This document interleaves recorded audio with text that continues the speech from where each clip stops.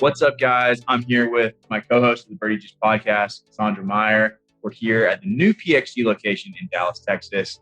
Really excited to kind of talk to you guys today about one of our passions, fitness. Yeah, golf and fitness. So we had a little long drive competition yesterday.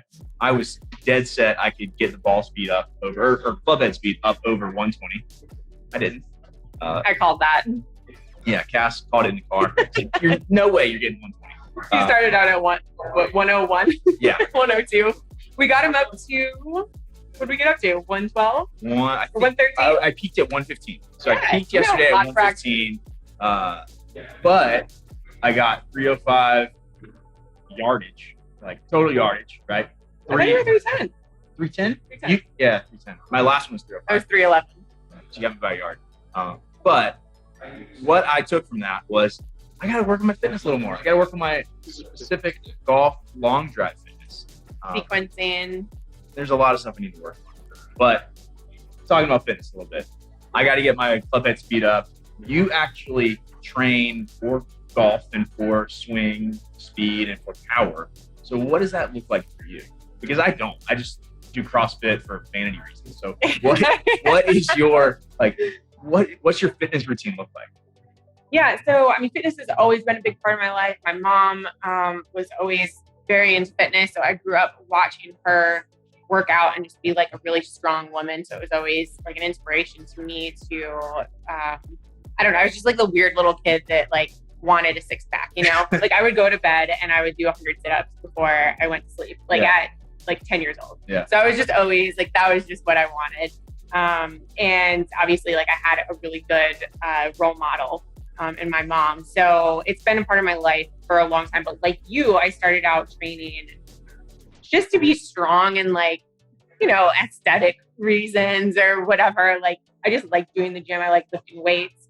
But I didn't necessarily start training for performance until much later, actually only like a couple of years ago, when I started making the transition into long drive, and I realized how important it was for like proper sequencing and like ground up power. So I started learning a little bit more about performance training. Yeah. And so it's been an interesting transition for me, but I realized how important it is to, I just never really was into like golf training. Some of it was, I don't know, maybe a little lame.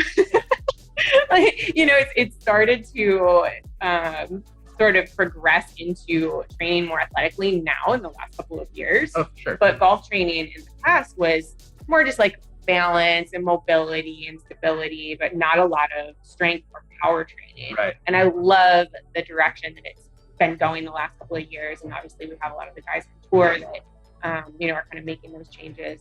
We have them to thank, but I'm just super pumped for the direction of fitness. And, you know, and PXG is one of those brands I think that is putting some effort into bridging the gap there between golf and fitness. Well, with PXG's relationship with the godfather of golf fitness, Gary Right. Player, right? It's sort of a natural fit. He was way ahead of his time.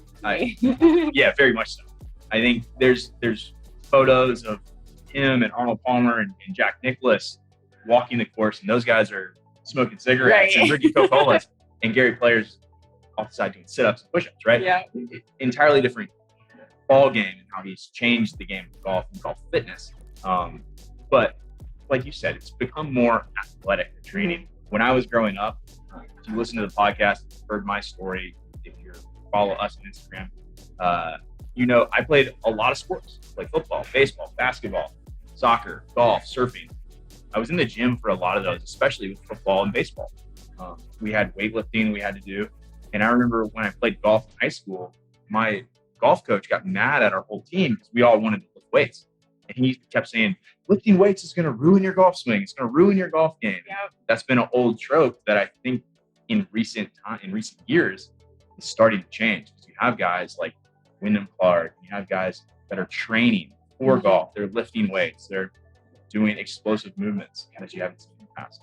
Which is strange that was always the thought process behind golf, because it's a rotational sport and it really requires a lot of power and ground force. And so it's strange that it took so long for people to figure out that training more like a baseball player trains or, you know, a hockey player trains, you know, there's it does transfer onto the course and into your swing speed and your stability so much better. And I think that old trope comes from doing traditional bodybuilding. You go in the gym, you're going to squat, you're going to bench, you're going to do curls, right? And you're going to get bulky. Mhm. And being bulky typically leads to less mobility. Less mobility typically leads to shorter muscles and harder to rotate and that sort of thing. Yeah.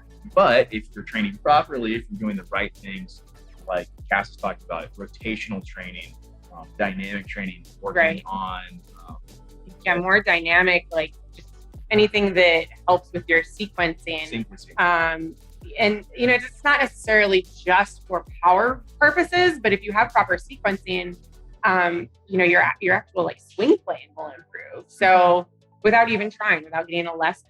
Yeah. So there's so many important aspects of it that And that happens. transfer onto the golf course And that happens if to you're me. training properly. Yeah. And what I was gonna say is that happened to me yesterday without even trying. Mhm. Right. Like I've been working on my swing a lot, working on the mechanics because I fight a natural over the top move and right. Mhm. I just fight the natural. My hips don't rotate properly. But when I started to try to swing really, really, really hard, and I try to go after the ball and on our long drive Yeah. competition, everything got better. The sequencing got better. My hips started to clear more. And I think it's because I've been an athlete my whole life and my body just clicked in and you're like, all right, well, this is how you need to do this. This is how you need to hit the ball. Well, it's instinctual for you if you've been an athlete and you've played so many different sports. If you just get yourself moving a little bit more athletically, your body started moving a little bit more dynamically instead of you being kind of caught up in your swing thoughts and you were kind of like taking that slow backswing and Yeah. it just wasn't dynamic, it wasn't athletic. And so when you were trying to just swing as hard as you could, all of a sudden your natural instincts from just being an athlete took over and you started moving more dynamically. And that actually in turn helped his club face without him even thinking about it. So what you're saying is I have a future in long jump. I mean, if you can somehow find another 100 yards, then yeah, we'll see you out there. We'll see what we can do in the PhD Dallas. Maybe I can find at least another 20.